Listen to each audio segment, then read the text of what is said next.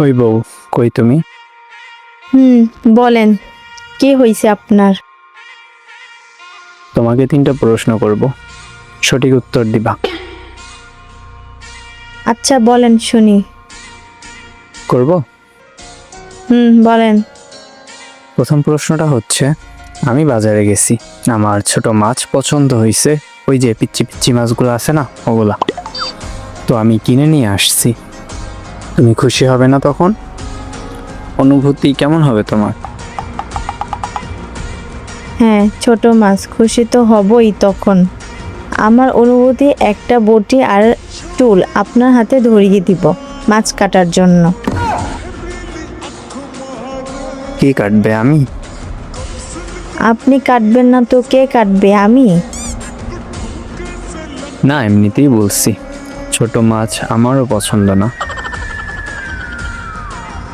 ও আচ্ছা, পরের প্রশ্নটা কি?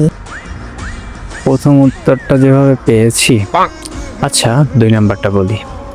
ধরো ফ্রেন্ডদের সাথে আড্ডা দিয়ে রাত 2টা 3টা বাজে বাসায় আসলাম, তখন কি কিছু বলবো আমাকে?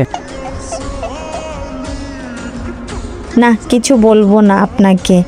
2টা 3টা কেন, সারা রাত যদি থাকেন তাও কিছু বলবো না। যখন মন চায় তখন বাসায় আসতে পারেন, কিন্তু আমি তো আমার মতো দরজা জানলা বন্ধ করে ঘুমিয়ে পড়বো।